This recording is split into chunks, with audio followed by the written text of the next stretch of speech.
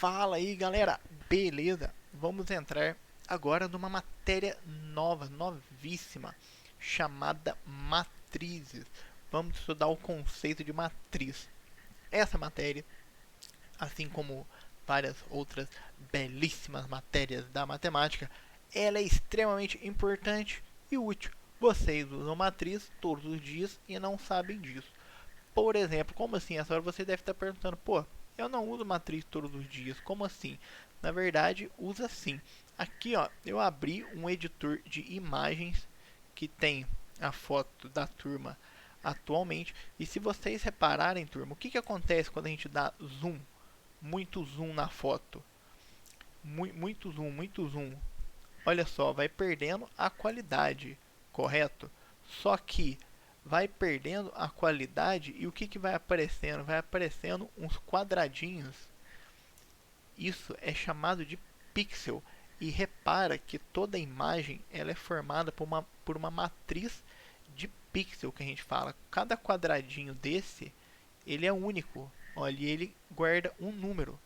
Cada número aqui dentro representa uma cor.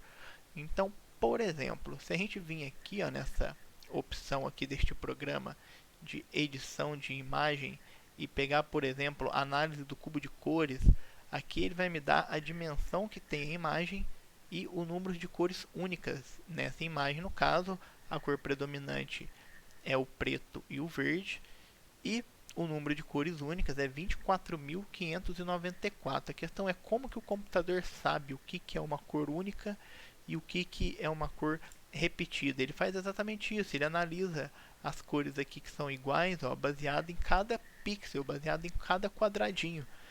E o jeito dele comparar se uma cor é igual a outra é atribuindo número nesses quadradinhos. Então, esse quadrado aqui, por exemplo, ele tem um número que representa diferente desse daqui. Aqui é um número, aqui é outro número. Já esses três aqui provavelmente são o mesmo número, mas não tem como a gente afirmar com certeza, a não ser vendo, né, se de fato são. Mas tá vendo? Olha, cada saturação de cor diferente aqui nessa palheta de cores representa um número diferente na matriz de cores. E é exatamente isso que a gente vai estudar agora. A gente vai estudar os conceitos de matriz. Como que a gente manipula isso daqui? Então, matriz é extremamente usado na área de processamento de imagens. Quando você quer aplicar um filtro, igual eu fiz aqui, eu atrapalhei a imagem original. Isso daqui era uma imagem colorida. Eu coloquei uma máscara verde nela e não foi 100% verde, porque algumas tonalidades foram seguradas, igual essa foto que está aqui, ó, tem um fundo preto e não um fundo predominantemente verde. Então, quando nós estamos trabalhando manipulação de imagem, matriz é usado muito aqui, tá? Então, nós vamos aprender aqui justamente isso, a como que nós manipulamos os números dentro de uma matriz e os seus conceitos teóricos básicos. Então, vamos junto comigo. O que é importante, então, que a gente saiba disso daqui? Então, uma matriz ela é composta por números. Detalhe que aqui a gente está trabalhando ó, com uma matriz de, nesse caso aqui do exemplo, nesse exemplo aqui da apostila, ela possui duas linhas e três colunas. Aquela matriz que eu mostrei aqui no meu programa era uma matriz que tinha 1000 e alguma coisa, não é? Deixa eu ver se eu consigo abrir o filtro de cores aqui novamente. Olha, 1640 por 400. A diferença dessa matriz minha, a diferença dessa matriz que a gente está estudando aqui agora para aquela matriz da imagem do meu programa de editor de imagens é que essa matriz que a gente vai manipular ela é uma matriz 2x3. Ela tem duas linhas e três colunas. A matriz do meu programa, aquela foto que eu mostrei, ela tem 1640 linhas por 400 colunas. Tá vendo como é inviável nós trabalharmos com uma matriz tão grande assim à mão, mas o computador manipula isso super bem. Só que a gente vai pegar a matriz bem pequenininha, seria tipo super pequena, não dá nem para representar uma imagem direito com isso daqui. E vai trabalhar em cima dela, entender os conceitos em cima dela. Então já deu para ver que o primeiro número representa a linha e o segundo número representa a coluna.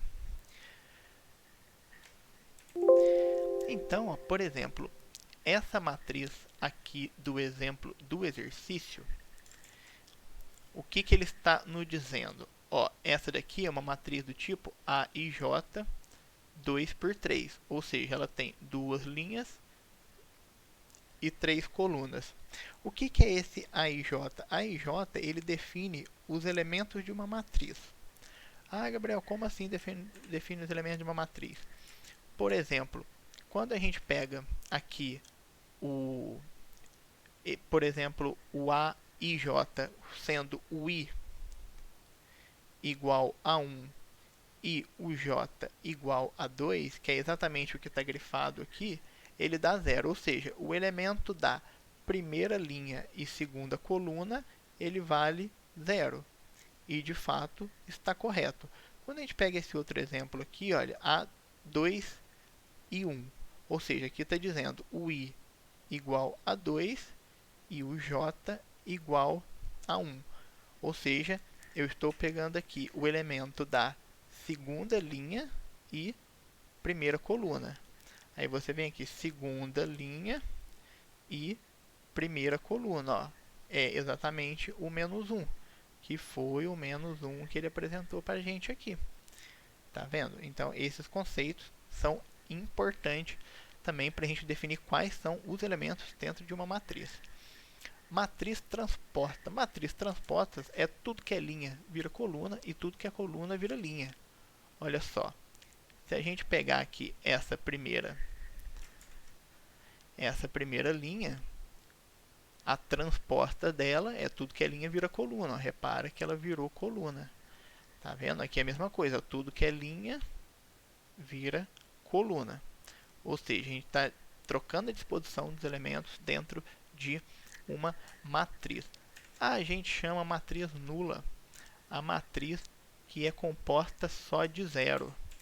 Então, por exemplo, essa matriz aqui, ó, M igual 0, 0, 0, 0, 0, 0, é considerada uma matriz nula. Ela só tem zero, não tem mais nada. É apenas isso. Tenho também o conceito de matriz oposta, que é nada mais é do que os seus elementos com sinal trocado. Então, olha, se você pega essa primeira matriz aqui, ela tem os números 5, 0, meio. A matriz oposta a ela é a matriz onde os elementos estão com sinal trocado, onde é 5 vira menos 5, o 0 não tem como trocar o sinal, o meio vira menos meio. Tá vendo? Só trocamos o sinal dentro dela. E continuando, deixa eu limpar a tela. E soma de matriz. A soma de matriz, galera, é feito termo a termo. Eu diria que nesse primeiro momento essa é a parte mais difícil da aula.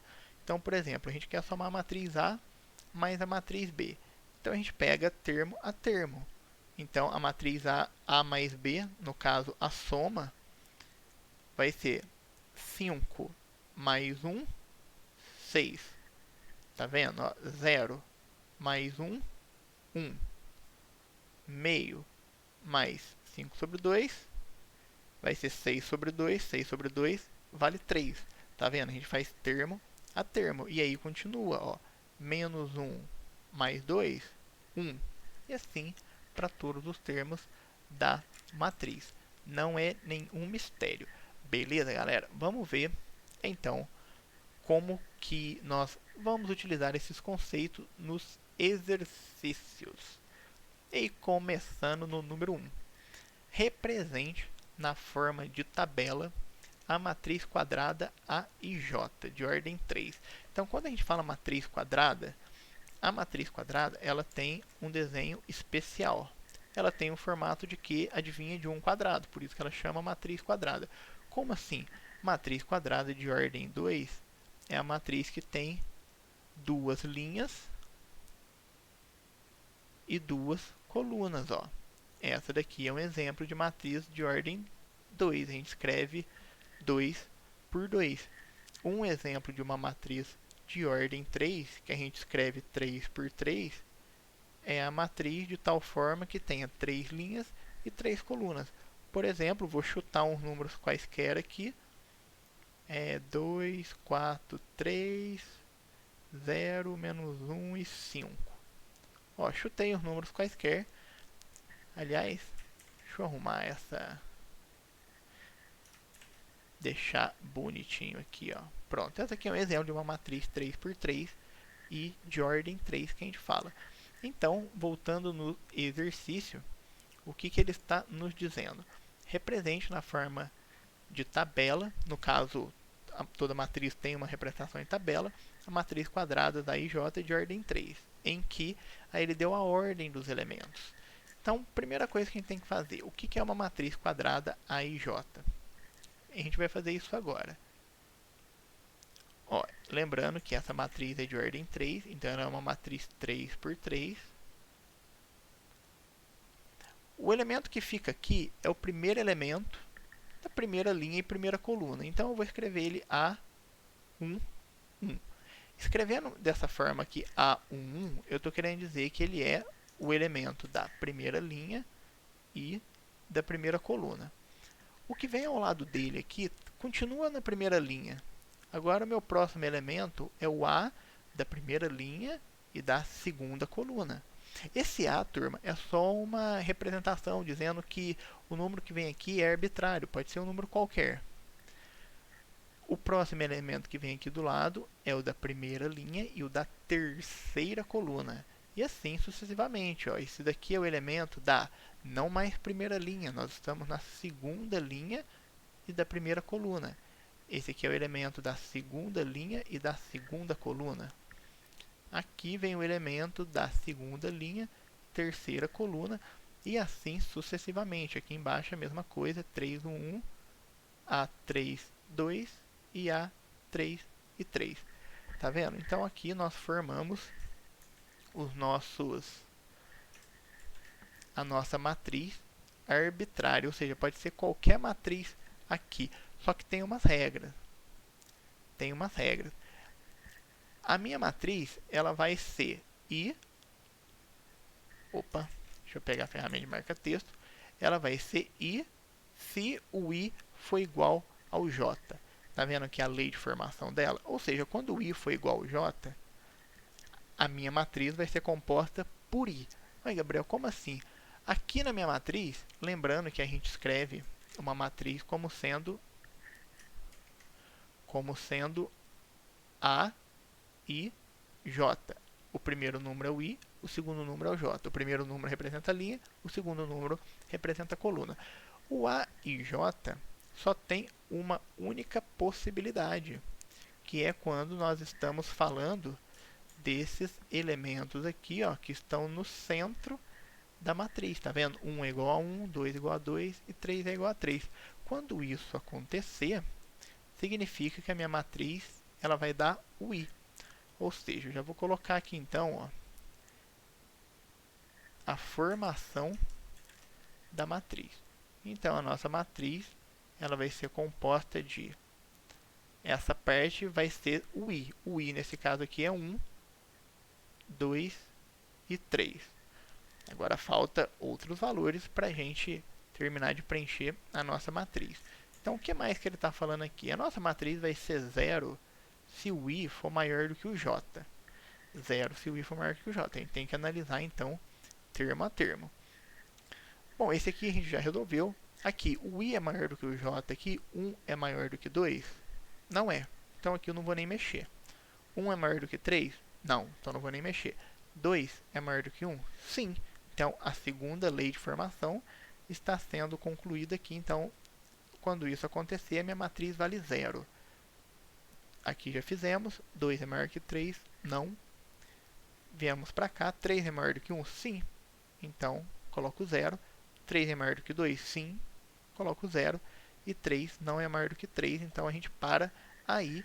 E agora temos a próxima lei de formação, que é a última, que é quando o I for menor do que o J, então os meus elementos que vão preencher a minha matriz vai ser I mais J. E aí a gente tem que voltar e tem que analisar somente os termos que faltaram. É só essa partezinha da matriz.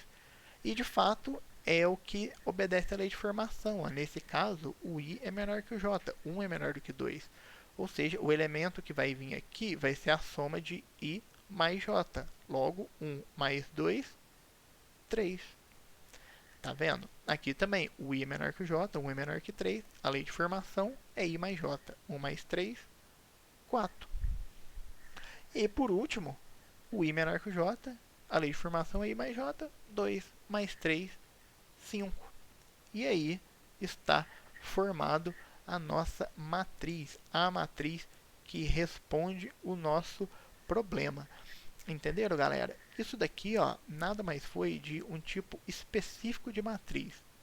A gente vai estudar um pouco mais matriz mais para frente, mas esse aqui foi o básico para vocês entenderem para onde que ela é usada, como que nós montamos e formamos uma através de uma lei de formação. Beleza, turma? Por hoje é só. Se você ficou com alguma dúvida, me deixe saber e até a próxima.